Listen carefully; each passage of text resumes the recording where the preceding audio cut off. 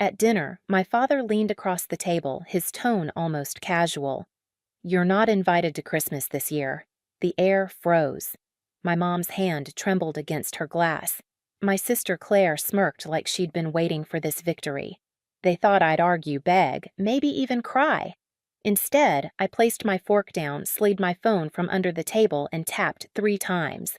The $19,000 Park City cabin, the luxury trip they were planning to enjoy without me, was gone. Canceled. The money rushed back into my account as quietly as a breath. They didn't notice a thing, still basking in their cruelty. But by morning, panic would light up their phones, and by the end of the month, every lie they'd told would be stripped bare. Because that night they didn't cut me out of Christmas. I erased theirs. Before I take you back to how it all started, drop a comment telling me where you're watching from. I love seeing the different places people tune in. And if you've ever felt pushed aside in your own family, hit that like button so I know I'm not alone. Don't forget to subscribe because the way this story unfolds will hit harder than you expect. It wasn't always like this. There was a time I thought loyalty meant sacrifice, that family was something you poured yourself into without expecting much in return. And maybe that's how they trained me slowly, little by little, until giving felt natural and receiving felt selfish. My name is Emily Carter. I'm 28 and I've built my life brick by brick in an industry that doesn't hand out favors. Logistics isn't glamorous. It's early mornings, endless spreadsheets, deadlines that breathe down your neck like wolves. But it's also precision order and control things I craved in a world where my own family thrived on chaos. I started as a receptionist, answering phones for 12 hours a day, eating vending machine lunches. Now I'm a senior project manager overseeing contracts worth millions. I know the exact value of my time, my skills, my decisions. The irony. At home, they acted like I was worth nothing. Let me paint the picture. My dad, John Carter, 53, runs a small accounting firm that always teeters between modest success and quiet disaster. He loves appearances more than reality, the shiny BMW he can't afford, the tailored suits that hide overdue bills, the swagger of a man pretending to be Warren Buffett in a strip mall office. To outsiders, he's a respected professional. To me, he's ego wrapped in debt. Then there's my mom, Linda. She's 49 and has made an art out of smoothing things over. She hates confrontation the way some people hate snakes. If Dad is gasoline, she's the damp towel trying to smother every flame, usually by smothering me in guilt. Her favorite phrase, "Don't upset your father."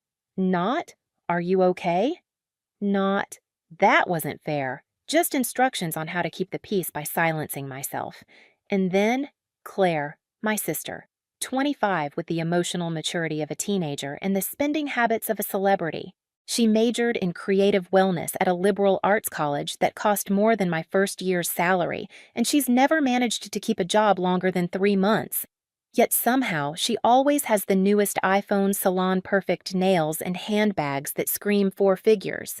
Her secret A family that funds her lifestyle and calls it support. Guess who they tapped to provide that support? It started so small I didn't even notice. I was 23, fresh out of college, working my first real job. Dad called late one night, voice heavy. "Sweetheart, it's just a temporary cash flow problem. If I can't cover payroll, the whole firm could collapse. Can you help me out just this once?" Of course I said yes. He was my dad. I wired over $5,000, half my savings. He never paid it back. Not a dollar. Not even an acknowledgement. Then came Mom. Her sister was recovering from surgery in California, and she wanted to fly out. She promised it was just a one-time favor, that Dad was stressed and couldn't handle another bill. I booked her flights, her hotel, even slipped in a little spending cash because I didn't want her to feel like a burden. She came back with souvenirs, smiling ear to ear, never once mentioning repayment. And Claire. She was a constant storm. Spring car repairs, summer overdue rent, fall a self-care retreat for her mental health, winter Christmas shopping sprees she swore she'd budgeted for. Each season another crisis. Each time my phone would buzz and like clockwork I'd cave. I told myself it was fine. I made good money, 500 here, 1,000 there, what did it matter? But what I didn't see then was the shift. At first, they asked with humility, Later, it became entitlement. If I hesitated even for a second, I'd hear it. But you're the successful one, Emily. You can handle it. We're family, aren't we, family? They used that word like a weapon. Not to bring us closer, but to chain me down. I wasn't a daughter anymore. I was their personal ATM. The worst part, no matter how much I gave Claire, was always the star. When she quit her boutique job because the manager didn't understand her creative vision, the family applauded her bravery. When I earned my first major promotion, Dad's response was, "Well, it's about time you did something worthwhile." Imagine working 12-hour days, building a life with sweat and grit, only to be invisible at your own family's table. To watch your sister get praised for quitting while your success was dismissed as overdue. It's not a single knife in the back, it's a slow bleed. Looking back now, I can see it clearly. Every check I wrote, every bill I covered, every time I stayed quiet while they overlooked me, it wasn't kindness. It was training. They were teaching me to accept invisibility, to carry their burdens without complaint, to make myself smaller so Claire could shine brighter. But I wasn't that 23-year-old anymore. I wasn't the girl desperate for approval, hoping that one day, if I just gave enough, they'd finally see me. I had changed. My career had taught me discipline, strategy, leverage. And soon my family would learn that I wasn't the weak link they thought I was. Because sacrifice only feels noble until you realize you're the only one making it. And I was done bleeding for people who called it love while they drained me dry. September had always carried a bite of change in the air, the evenings sharper, the daylight slipping away earlier. For me, last September was more than seasonal. It was the month my company announced my promotion. Senior project manager, one of the youngest in the firm's history. I had clawed my way up through late nights, forgotten weekends, carrying projects no one else dared touch. And when the email hit my inbox, I sat frozen at my desk, staring at my new title. For the first time, I felt undeniable no one could dismiss me as just responsible anymore. The pay raise was substantial. The performance bonus doubled my annual salary. And standing in that office badge, swinging against my blazer, I swore I'd finally do something to make my family see me. Not through the lens of their entitlement, not as the walking credit card, but as someone who could create joy. That's how Park City was born. I found the cabin by accident, a listing tucked into a luxury rental site, 4 bedrooms, floor-to-ceiling windows, overlooking snow-blanketed mountains, a gourmet kitchen, even a hot tub where the stars looked close enough to touch. The price tag, $19,000 for 1 week, more than some people earn in half a year. I clicked reserve without hesitation. It wasn't about me. I pictured Mom's face lighting up at the spa package I booked just for her. I imagined Dad at a wine tasting bragging to other vacationers about his refined palate, finally proud to call me his daughter. I even planned ski lessons for Claire, who had never set foot on a slope but loved the idea of posting about it. For once, I thought they would look at me and see more than responsibility. They would see the daughter who gave them magic. But fantasies have a cruel way of breaking. When I told Dad about the cabin, his reaction was a curt nod. About time you contributed something meaningful. That was it. Not thank you, not pride, just entitlement. Claire was worse. Within hours, she blasted Instagram with screenshots of the cabin captions dripping with fake humility. So blessed to manifest abundance. Grateful for family magic. To her friends, it looked like she had secured the entire trip herself. The first crack should have been obvious, but I ignored it. I thought once we're there, once they see every detail I've arranged, they'll understand, maybe even appreciate me. Then came the dinner. The table was set with roasted chicken and mashed potatoes, apple pie cooling on the counter. For a flicker of a second, it almost felt like the kind of family dinner I'd always wanted, warm, united, safe. But illusions shatter quickly. Claire scrolled her phone, giggling about ski outfits. Mom hummed approval. Dad smirked at her screen. I tried to join in, mentioning how I'd confirmed our steakhouse reservations. That's when Dad cut me off, eyes still fixed on Claire. "You're not coming on the trip," he said flatly.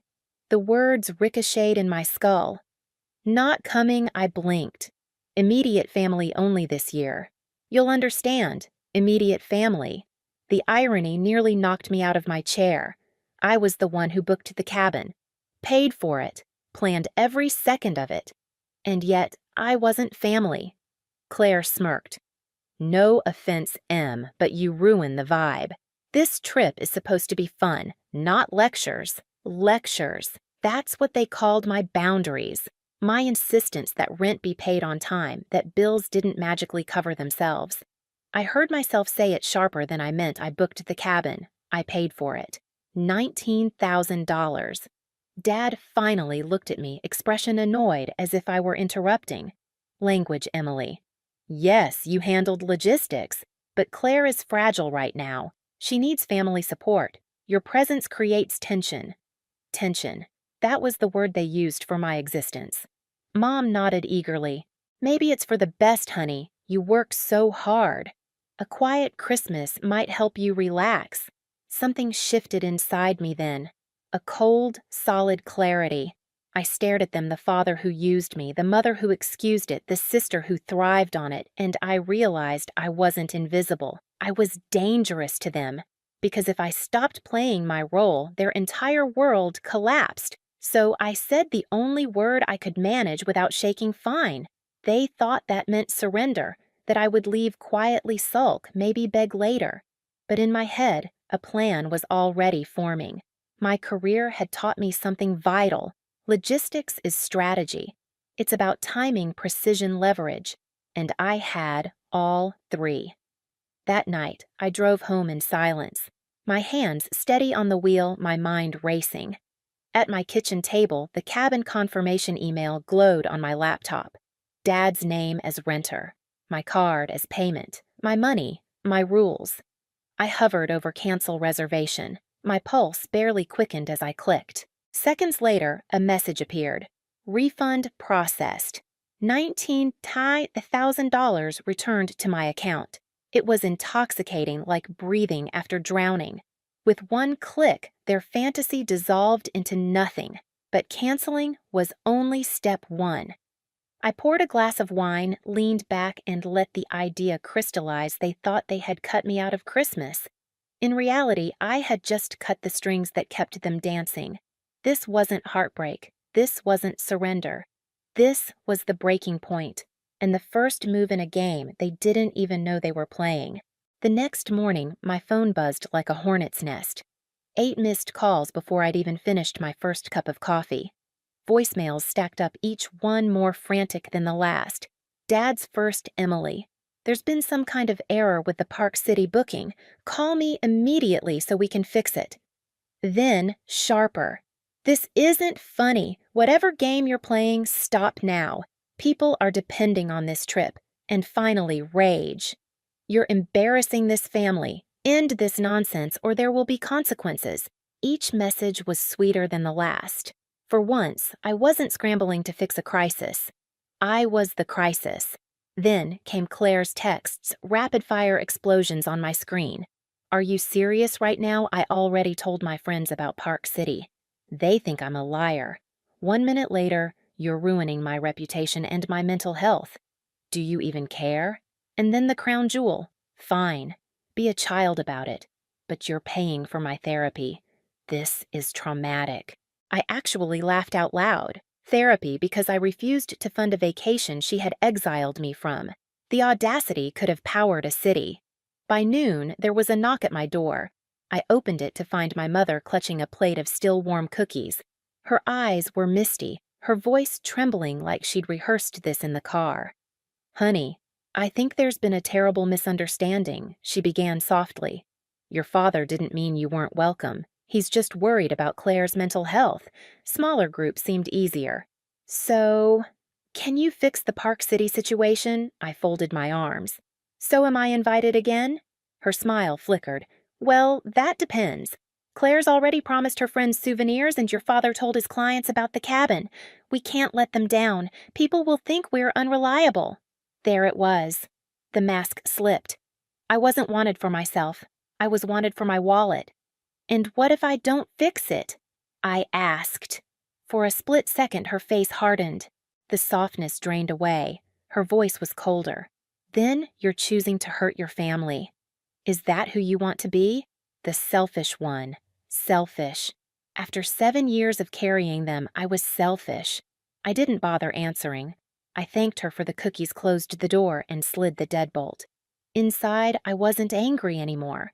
I was calm, focused, because canceling the cabin wasn't the end, it was only phase 1. That evening, I opened my laptop again. Years in logistics had taught me one lesson: never fight chaos with chaos, win with order, documentation, precision, receipts. I began screenshotting everything: Claire's Instagram posts bragging about the Park City trip, Dad's messages demanding I fix the booking mom's guilt-laced pleas. I saved the voicemail recordings, labeled and dated them like a corporate audit. It wasn't paranoia, it was preparation. Days later, the universe handed me more ammunition. A call from my bank, Ms. Carter, we flagged a suspicious transaction attempt, $19,000 to a Park City rental service. It was declined. Did you authorize this? My stomach went cold. My own father had tried to rebook the cabin using my card number saved from the original reservation. Fraud. Literal fraud. Not long after Uncle Jim called me. His voice was tight. Emily, did you know your dad asked me for $3,000, said it was for extras on the family trip.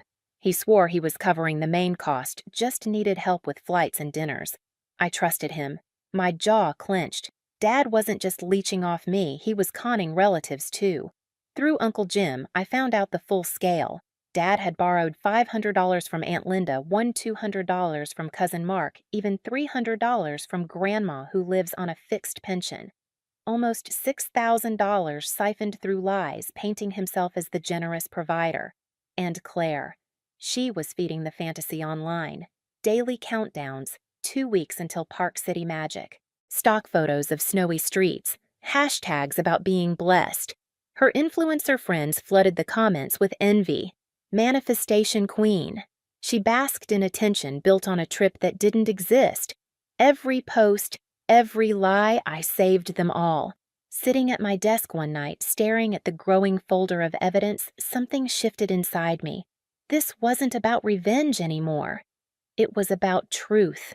For years, they'd controlled the narrative: Emily the serious one, Emily the ATM, Emily the complication. Now I held the receipts that would flip the story upside down, and I knew exactly where to drop them. Uncle Jim mentioned that Dad had rented my apartment complex's clubhouse for Christmas Eve. He planned to host his business partners and clients there, boasting about the luxurious Park City getaway he'd funded. Claire was bringing a photographer friend to stage candid shots, pretending they'd just returned from the slopes. They wanted to perform a lie. Fine. I'd give them an audience. Quietly, I booked the same clubhouse for December 27th, 2 days after their charade. I sent invitations to the entire extended family, to Dad's clients, even to some of Claire's influencer friends. The invite was simple: post-Christmas family gathering. Exciting announcements for the new year, no details. Curiosity would do the rest. Meanwhile, I prepared. Slide by slide, I built a presentation. Proof of payment, the cancellation confirmation, Claire's fake posts, the bank's fraud alert, a breakdown of every dollar Dad had conned from relatives. I practiced my delivery like a boardroom pitch-calm professional, undeniable. They thought I was out of Christmas, but in reality, I was writing the script for their downfall. And when the curtain rose, they'd have no idea it was me holding the spotlight. If canceling the cabin had been a spark, the days that followed were gasoline. My family didn't confront reality, they doubled down on the fantasy.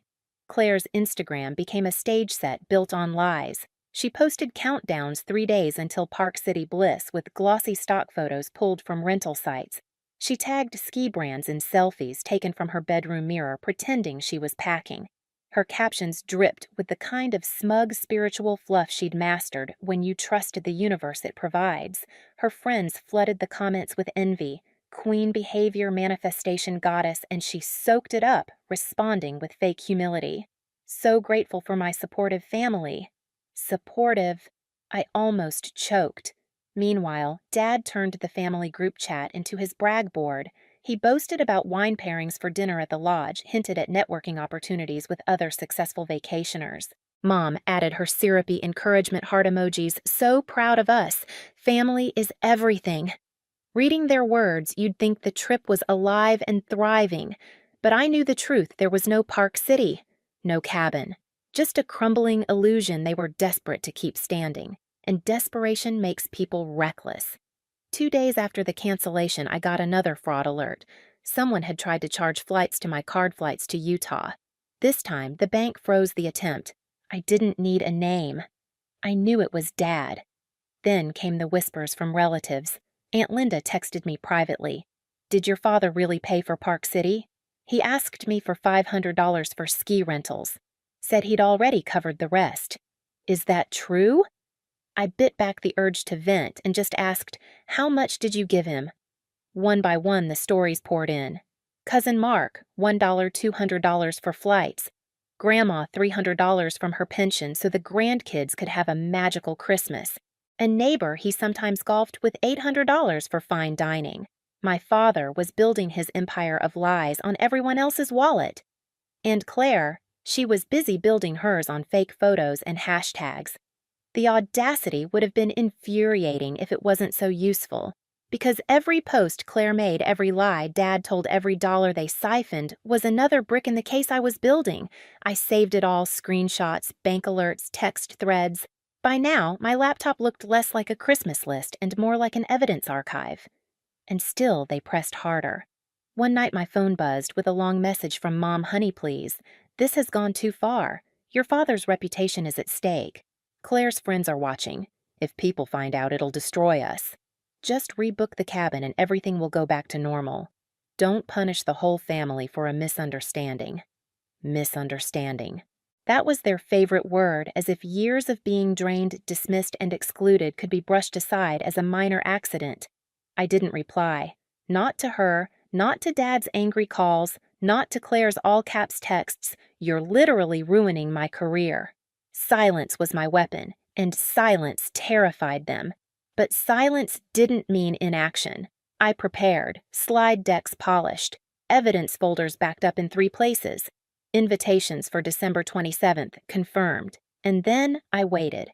Christmas Eve arrived the night of their big show. From my apartment window, I could see cars pulling into the clubhouse lot, guests in suits and dresses carrying wine and gift bags. My father had gone all out, stringing lights along the balcony, hiring a caterer, renting a sound system. To anyone walking in, it looked like a family celebrating success. I stayed home, laptop open, watching Claire's Instagram stories roll in. She posed in a sequined dress beside the clubhouse fireplace champagne glass, raised captioned, "Back from Park City and glowing." Her photographer friend snapped staged, candid shots of her laughing with Mom. Dad boomed in the background, toasting his incredible family vacation. It was theater, bad theater, and every post, every brag tightened the noose they'd built for themselves. At one point, Uncle Jim called me. His voice was strained. "Emily, are you really in Park City? Because your dad is telling everyone you just flew back. I know something's off. What's going on?" I smiled to myself. "Don't worry, Uncle Jim. Just come to the clubhouse on the 27th. Everything will make sense then." That night, as the party roared 2 buildings away, I rehearsed one last time. My slides clicked in sequence, booking confirmation, cancellation, refund, fraud alerts. Claire's fake posts, the tally of borrowed money. The evidence was bulletproof. They wanted applause. They would get exposure. And the best part, they didn't even see it coming. While they laughed and bragged, they thought they had won. But 2 days later, when the curtain rose, I'd be the one holding the spotlight. And for the first time in years, the truth, not their lies, would take center stage. December 27th arrived cold and sharp, the kind of winter day where your breath curls into the air like smoke. By mid-afternoon, the clubhouse was buzzing. Cars lined the lot, relatives carrying casseroles and bottles of wine. Dad's business associates in tailored coats, even a couple of Claire's influencer friends trailing tripods and ring lights. They thought they were walking into another family celebration. They had no idea they were walking into an unveiling. I wore black. Not mourning, not drama, just deliberate, clean, sharp. I greeted people, calmly smiled as if nothing were unusual, and guided them toward the buffet. Laughter and chatter filled the room. Dad shook hands like a politician, booming with fake warmth. Claire floated in wearing a white coat with fur trim, her photographer shadowing her every step. Mom flitted nervously between guests, passing out napkins like coupons. At exactly 3:00, I stood by the projector screen. Can I have everyone's attention? The chatter died. Heads turned. Dad's smile faltered just slightly. I want to clear up a little confusion about Christmas this year, I said, my voice steady. There are things you deserve to know. I clicked the remote. The first slide appeared the Park City booking confirmation. Dad's name listed as renter. My credit card charged $19,000. Gasps rippled through the crowd. Next slide, the cancellation email. Refund confirmed. $19,000 returned to my account on December 15th, the very day after I was told I wasn't invited. Whispers filled the room. Wait, what? You canceled it. Why would they? Claire's face went pale under her makeup. Emily, stop this. This isn't. I clicked again. Screenshots of Claire's Instagram filled the screen countdowns, stock photos of cabins, hashtags about manifesting abundance. As you can see, I said evenly, this entire online persona was built on a trip that never happened. Her photographer friend muttered, You lied! You staged all of this! His camera dropped from his hands with a clatter. Claire's voice cracked. It was just for content, click.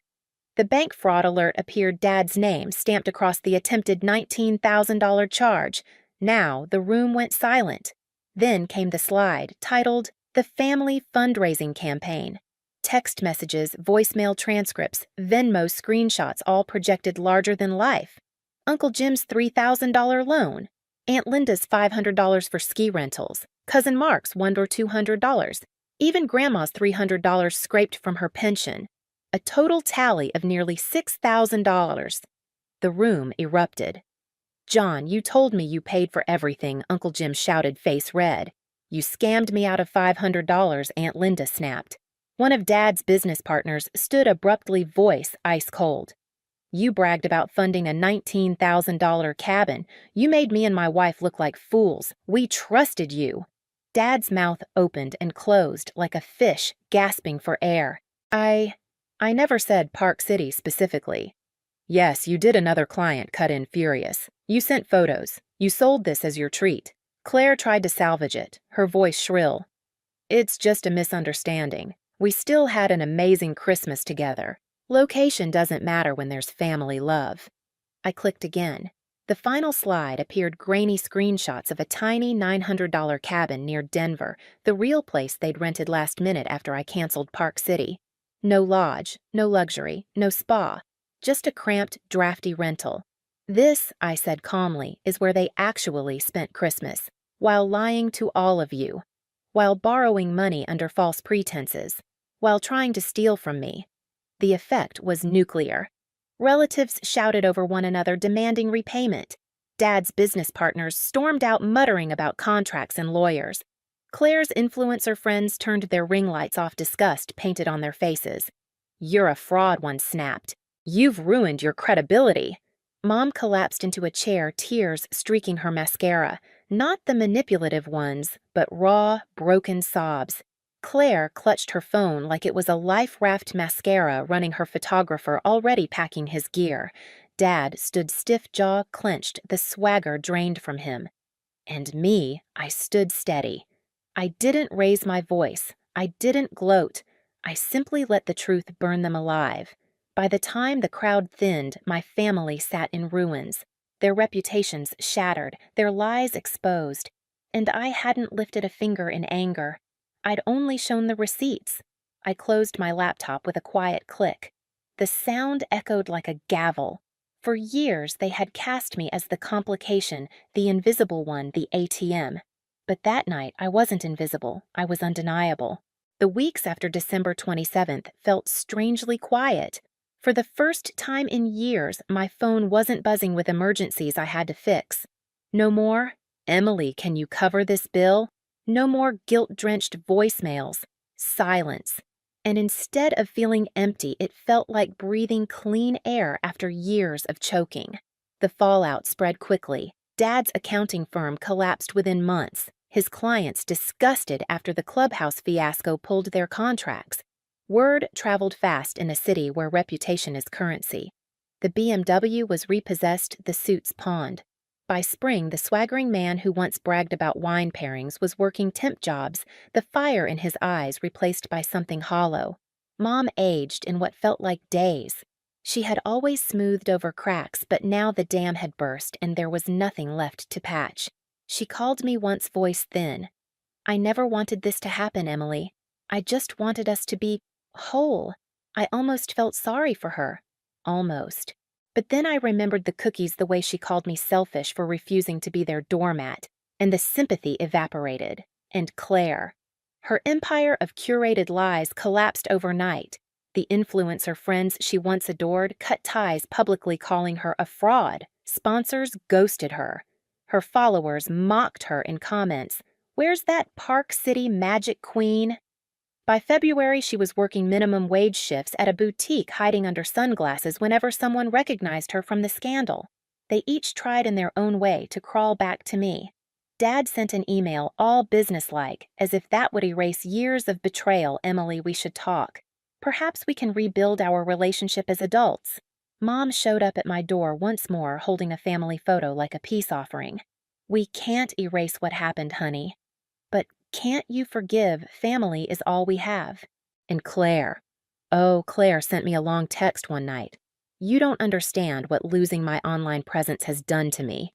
I know I messed up, but we're sisters. Shouldn't sisters always be there for each other? My answers never changed. Sisters don't exile sisters from Christmas after they've paid for everything. Fathers don't steal from daughters. Mothers don't weaponize guilt to cover lies. They had chosen entitlement over love, deceit over truth, appearances over me, and now they were living with the cost. For me, the cost was freedom. I poured the money I once wasted on their crises into something real.